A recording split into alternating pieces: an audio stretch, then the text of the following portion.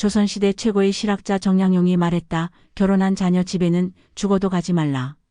200년 전 선조의 이 한마디가 왜 지금도 우리 가슴을 울리는 걸까? 자식이 결혼한 후 집에 갔는데 왠지 모르게 어색하고 불편한 분위기. 예전 같지 않은 자식의 태도. 내가 뭘 잘못했나 싶어서 속상하기만 했던 그 순간들 말이다. 오늘 이 이야기는 그저 자식과 거리를 두라는 차가운 조언이 아니다. 진짜 사랑이 무엇인지, 어떻게 해야 자식들이 부모를 더 그리워하게 되는지에 대한 깊은 지혜다. 끝까지 듣는다면 자식과의 관계가 달라질 것이다. 정약용은 왜 이런 말을 했을까? 결혼한 자녀 집에 죽어도 가지 말라. 이 말 속에는 200년을 관통하는 가족의 진실이 숨어 있다. 정약용 자신도 아버지였다. 18년간 유배를 떠나 있으면서 자식들을 그리워했던 아버지였다. 그런데 그가 왜 자식 집에 가지 말라고 했을까? 냉정해서가 아니다. 오히려 너무나 따뜻한 사랑을 알고 있었기 때문이다. 부모의 사랑은 때로 무거운 짐이 된다.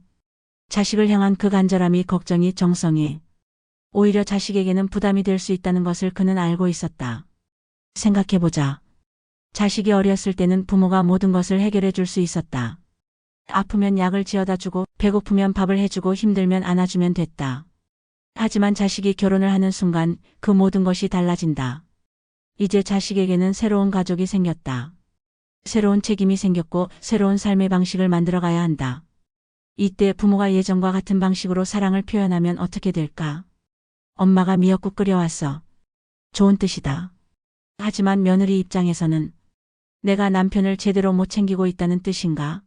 하고 생각할 수 있다. 아들아, 요즘 어떻게 지내냐? 자연스러운 질문이다. 하지만 자식 입장에서는 왜 자꾸 내 생활을 확인하려고 할까? 하고 답답해할 수 있다. 정약용은 이런 미묘한 감정의 변화를 꿰뚫어 보았다. 부모의 선의가 때로는 자식에게 간섭으로 느껴질 수 있다는 것, 사랑한다는 이유로 자식의 독립적인 삶을 침범할 수 있다는 것을 말이다. 실제로 우리 주변에서 이런 일들을 자주 본다. 결혼 후 달라진 자식 때문에 서운해하는 부모들. 자식이 변했다, 며느리가 자식을 변하게 만들었다고 말하는 부모들. 하지만 정말 자식이 변한 걸까? 아니다. 자식은 변한 게 아니라 성장한 것이다. 이제 독립된 한 인간으로서, 한 가정의 가장으로서 자신만의 삶을 살아가고 있는 것이다. 부모 입장에서는 아직도 자식이 어린아이 같겠지만 자식은 이미 누군가의 남편이고 아버지가 됐다. 누군가의 아내이고 엄마가 됐다. 이 차이를 인정하지 못할 때 갈등이 시작된다. 부모는 내가 이렇게 사랑하는데 왜 자식이 날 피할까? 라고 서운해하고, 자식은 부모님이 왜 우리 사생활에 자꾸 개입하려고 할까? 라고 답답해한다. 정약용의 말은 바로 이런 상황을 예견한 것이었다. 진정한 사랑은 때로는 물러서는 것이라고, 자식을 놓아주는 것이라고 말하고 있는 것이다. 하지만 많은 부모들이 이걸 받아들이기 어려워한다. 내가 평생 키운 자식인데 결혼했다고 갑자기 남처럼 대해야 하나? 자식 걱정하는 게 죄인가? 이런 마음이 든다. 맞다. 자식 걱정하는 건 죄가 아니다. 부모라면 당연한 마음이다. 하지만 그 걱정을 표현하는 방식이 중요하다. 자식이 원하지 않는 때에 자식이 원하지 않는 방식으로 사랑을 강요하면 그게 바로 문제가 되는 것이다. 정약용은 이것을 200년 전에 이미 알고 있었다. 부모와 자식 사이에는 보이지 않는 경계가 있고 그 경계를 존중해야 진정한 사랑이 완성된다는 것을 말이다. 결혼 전까지 자식에게 부모의 집은 우리 집이었다. 언제든 들어가도 되고 냉장고를 마음대로 뒤져도 되고 아무 곳에나 들어누워도 되는 곳이었다. 하지만 결혼과 동시에 모든 게 달라진다. 이제 자식은 새로운 집을 꾸린다. 그 집은 부모의 집이 아니다. 자식과 그 배우자가 함께 만들어가는 그들만의 공간이다.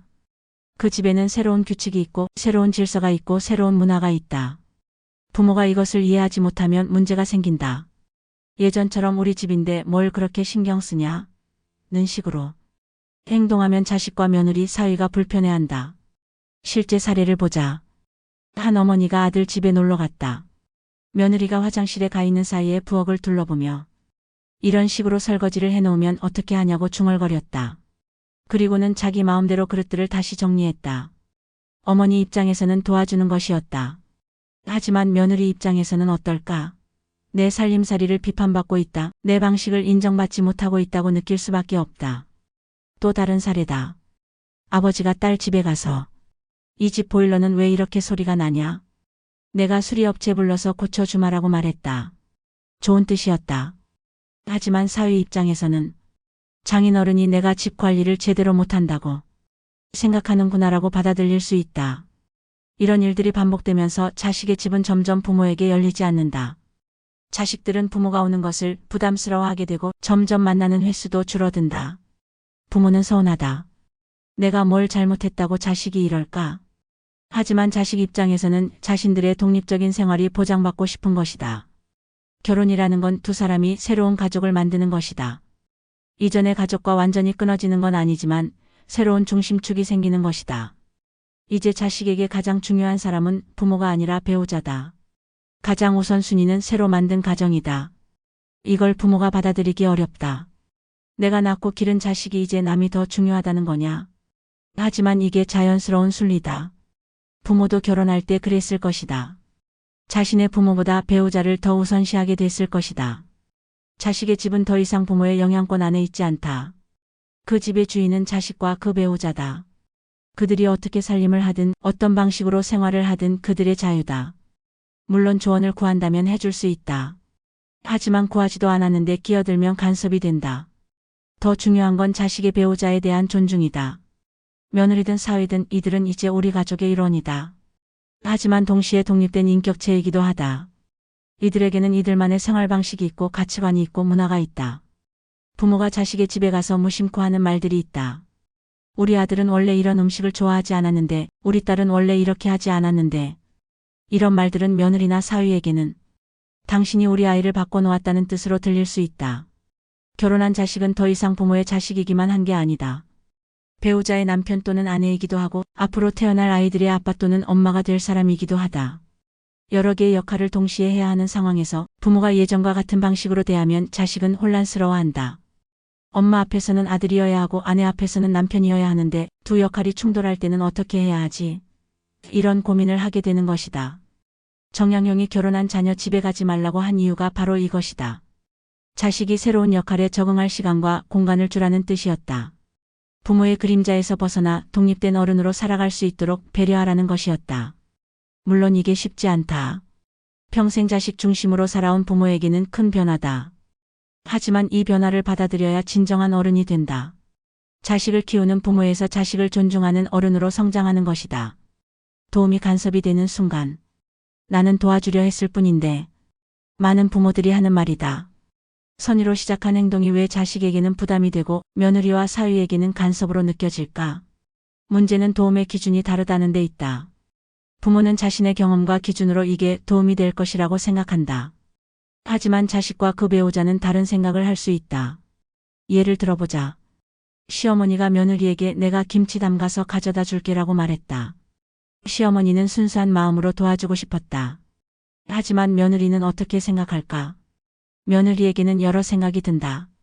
시어머니가 내 김치 담그는 솜씨를 못 믿는구나. 내가 남편을 제대로 못 챙기고 있다고 생각하는구나. 시어머니 김치를 받으면 앞으로 계속 의존하게 될 것 같아. 시어머니의 좋은 뜻은 며느리에게 전혀 다른 메시지로 전달된 것이다. 이게 바로 선의의 간섭이 만들어지는 과정이다. 또 다른 사례다. 장인어른이 사위에게 자동차 타이어가 좀 낡은 것 같은데 내가 갈아주마라고 제안했다. 장인어른은 딸이 위험할까봐 걱정되는 마음이었다. 하지만 사위는 장인어른이 내 경제력을 의심하는구나. 내가 아내를 제대로 지키지 못한다고 생각하는구나라고 받아들일 수 있다. 이런 상황들이 반복되면 관계가 어색해진다.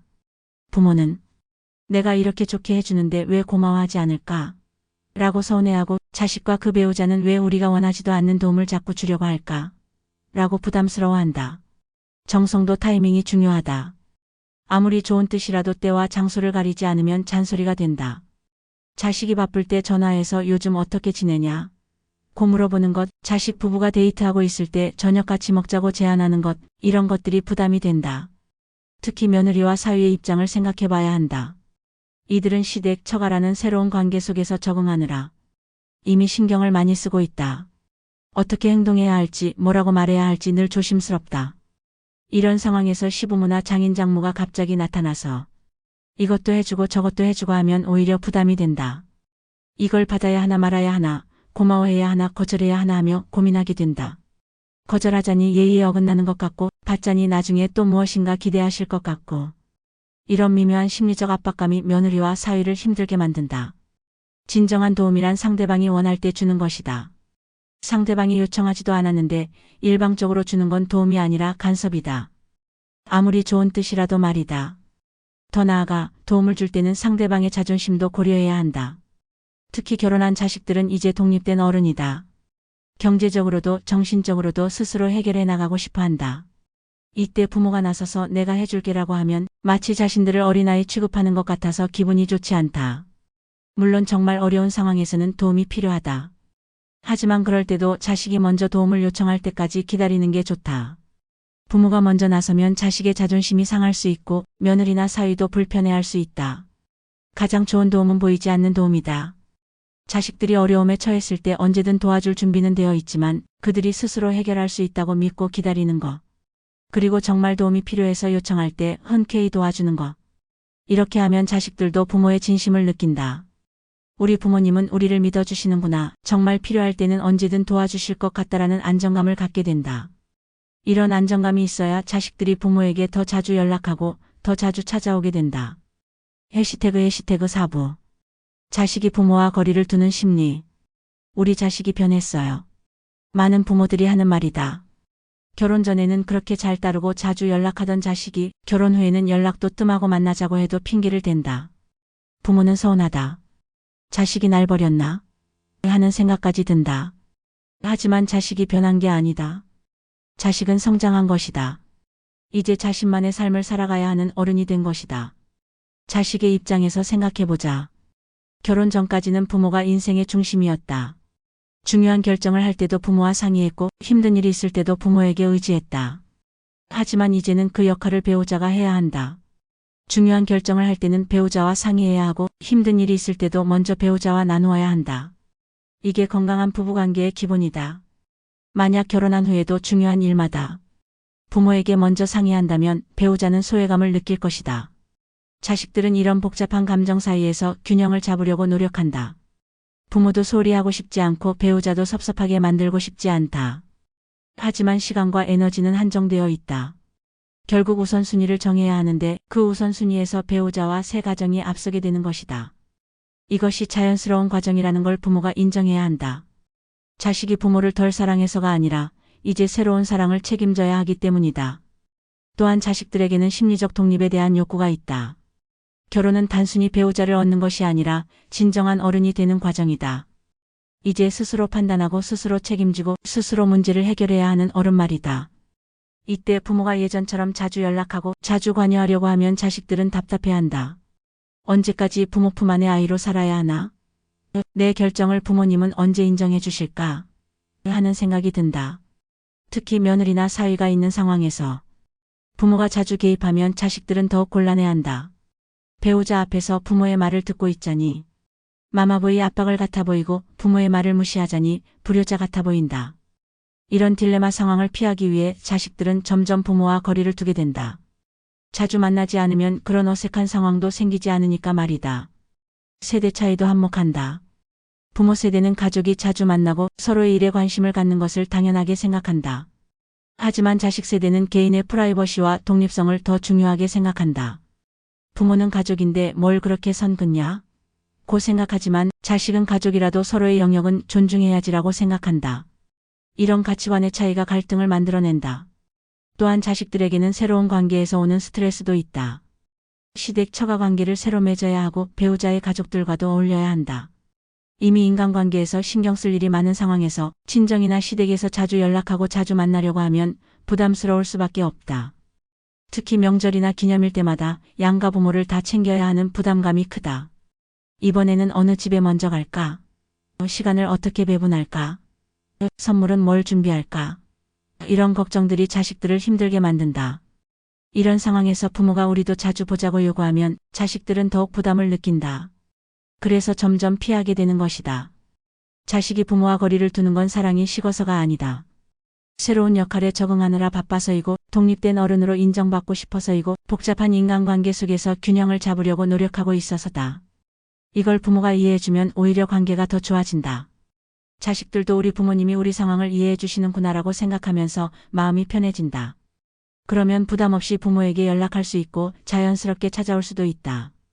반대로 부모가 이걸 이해하지 못하고 자식이 변했다. 며느리 사위 때문에 자식이 변했다라고 생각하면 관계는 더욱 멀어진다.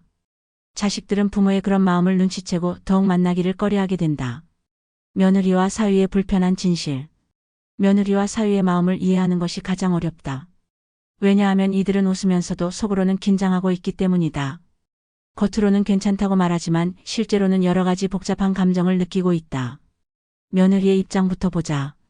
시댁에 가는 것은 늘 긴장의 연속이다.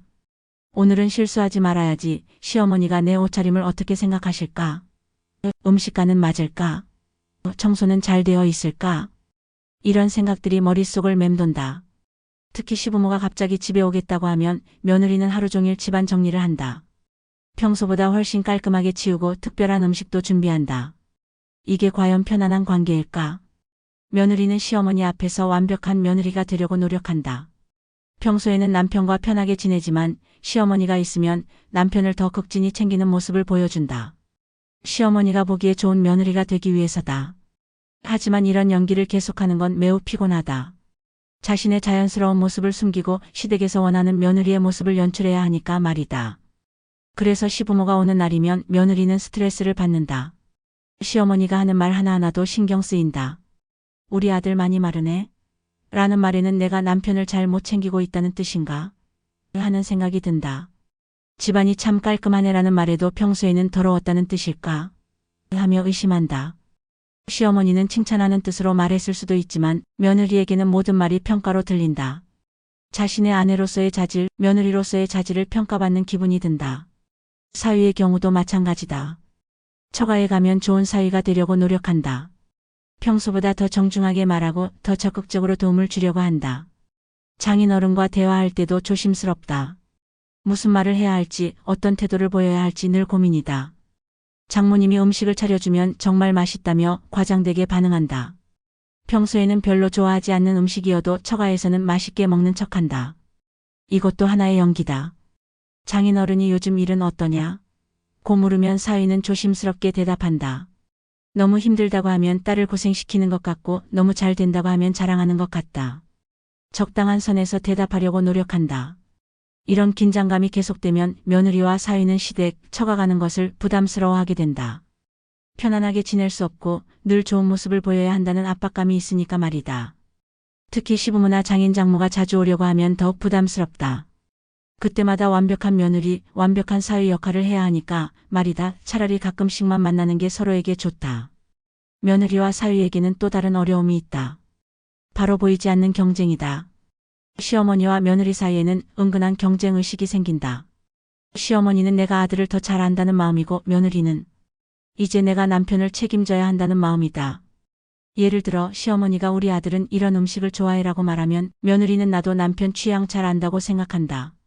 시어머니가 아들을 위해 뭔가를 준비해오면 며느리는 내가 하려고 했는데라는 기분이 든다.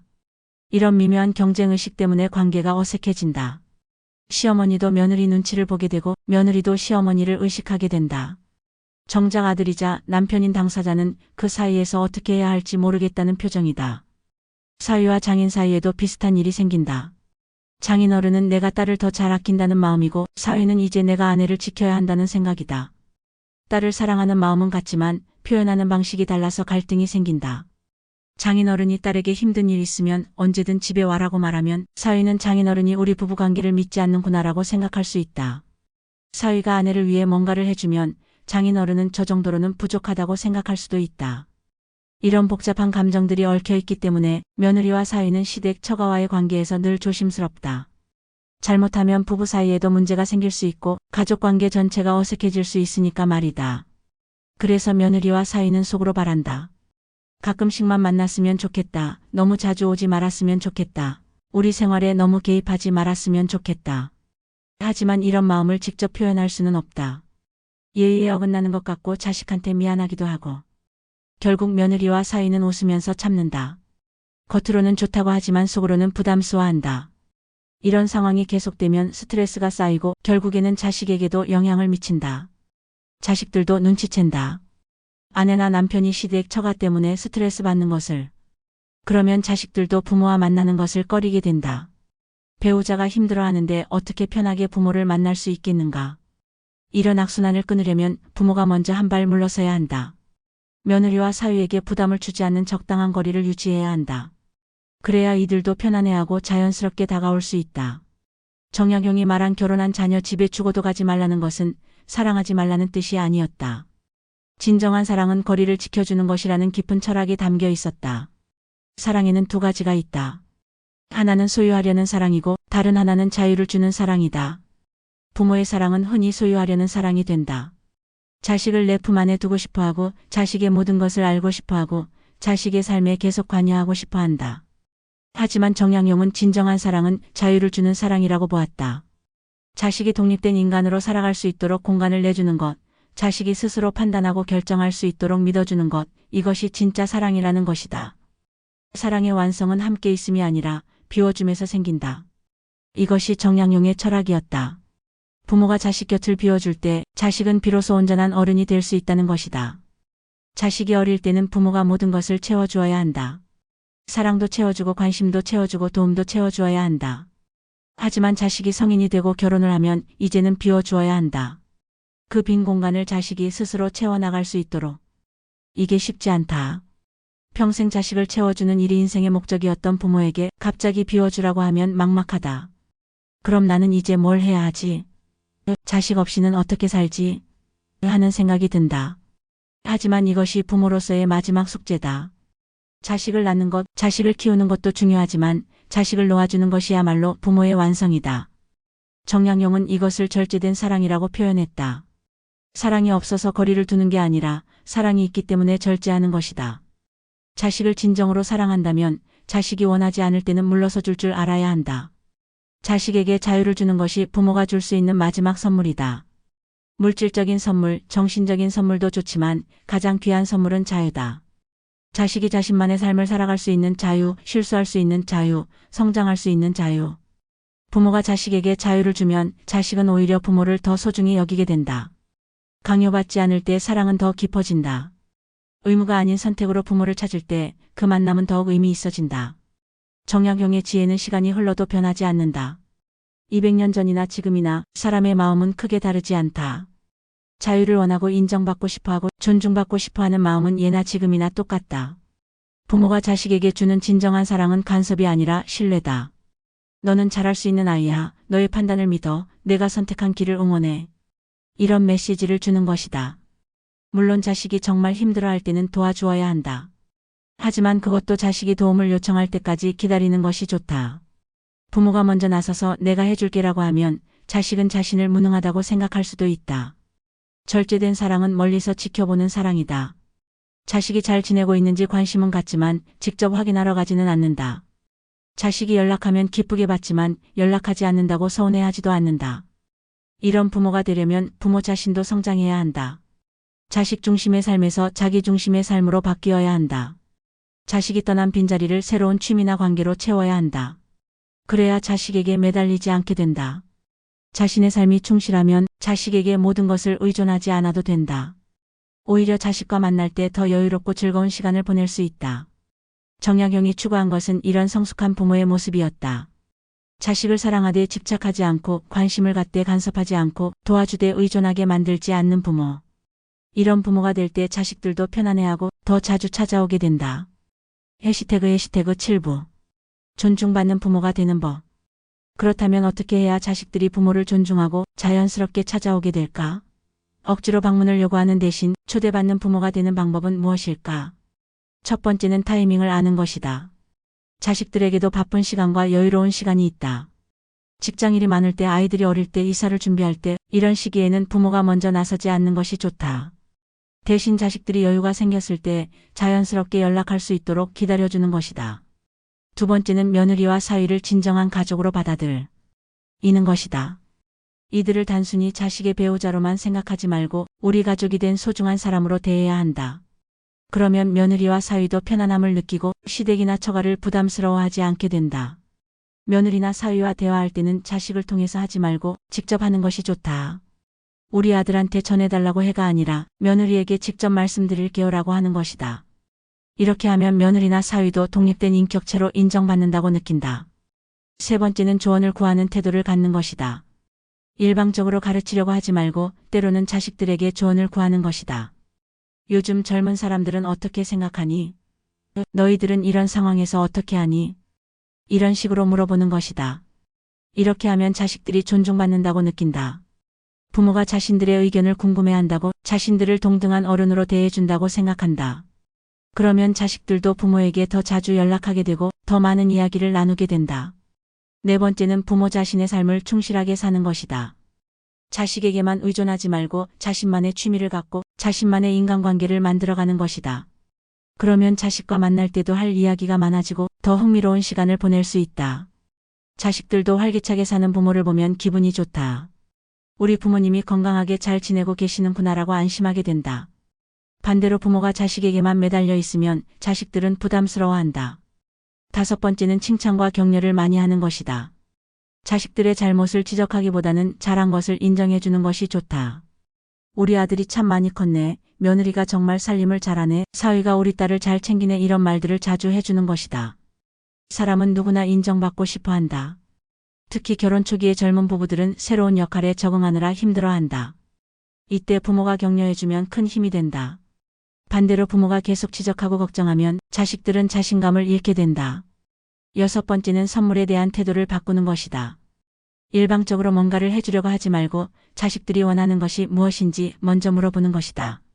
뭔가 필요한 게 있니? 도움이 필요한 일이 있니? 이렇게 물어본 후에 도와주는 것이다. 그리고 도움을 줄 때도 부담스럽지 않게 주어야 한다. 이건 그냥 내 마음이니까 부담 갖지 마라고 말하면서 받은 만큼 뭔가를 해야 한다는 압박감을 주지 않는 것이다. 일곱 번째는 경청하는 자세를 갖는 것이다. 자식들이 이야기할 때 끝까지 들어주고 성급하게 조언하려고 하지 않는 것이다. 때로는 조언보다 공감이 더 필요할 때가 있다. 힘들겠네, 많이 바쁘구나 이런 말 한마디가 더 위로가 될 수 있다. 여덟 번째는 며느리와 사위의 가족도 존중하는 것이다. 며느리의 친정, 사위의 가족에 대해서도 관심을 갖고 존중하는 마음을 보여주는 것이다. 친정 부모님은 건강하시니? 처가에서는 별일 없지? 이런 관심을 보이면 며느리와 사위가 훨씬 편안해한다. 이런 태도들을 실천하면 자식들이 부모를 찾는 빈도가 늘어난다. 억지로 불러들이지 않아도 자연스럽게 연락하고 싶어진다. 부모와 만나는 시간이 부담이 아니라 즐거움이 되기 때문이다. 존중받는 부모가 되는 것은 하루아침에 되는 일이 아니다. 오랜 시간에 걸쳐 자식들과의 관계를 새롭게 정립해가는 과정이다. 하지만 이 과정을 거치면 부모와 자식 모두가 더 행복해질 수 있다. 가장 중요한 것은 부모가 먼저 변하는 것이다. 자식이 변하기를 기대하지 말고 부모가 먼저 성숙한 모습을 보여주는 것이다. 그러면 자식들도 자연스럽게 따라온다. 이제 마지막 이야기다. 부모와 자식이 진정으로 행복해지는 적당한 거리란 과연 무엇일까? 그것은 서로를 사랑하되 간섭하지 않는 거리, 관심을 갖되 부담을 주지 않는 거리, 도와주되 의존하게 만들지 않는 거리다. 이런 거리를 유지할 때 부모와 자식 모두가 편안해진다. 정약용이 200년 전에 한 말이 오늘날에도 울림을 주는 이유가 여기에 있다. 사람의 본질은 변하지 않기 때문이다. 예나 지금이나 사람들은 사랑받고 싶어 하면서도 자유롭고 싶어 한다. 인정받고 싶어 하면서도 간섭받기는 싫어한다.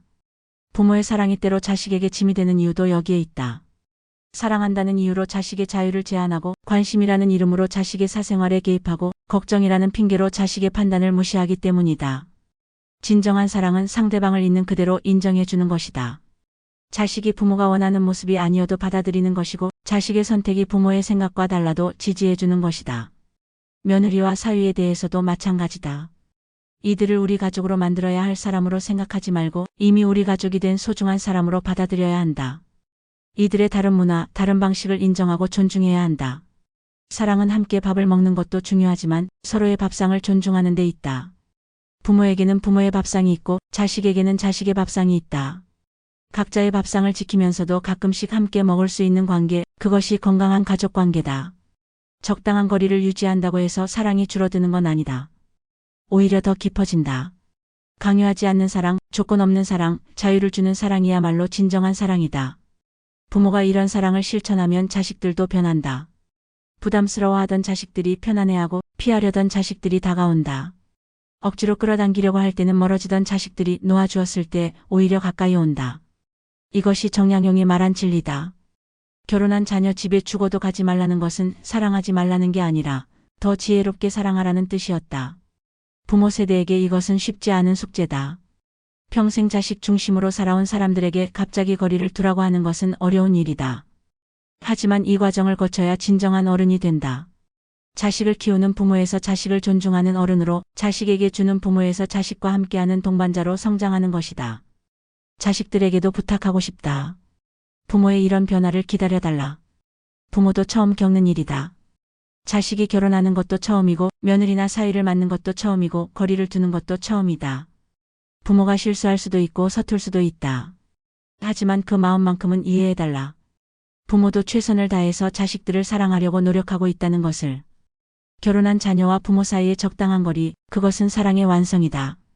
서로를 그리워하면서도 부담 주지 않고, 걱정하면서도 간섭하지 않고, 도와주면서도 의존하게 만들지 않는 관계. 이런 관계를 만들어가는 것은 하루아침에 되는 일이 아니다. 시행착오를 겪으면서 서서히 만들어가는 것이다. 부모도 배워야 하고 자식도 배워야 한다. 며느리와 사위도 함께 배워가야 한다. 하지만 이 과정을 거치면 모든 가족이 더 행복해진다.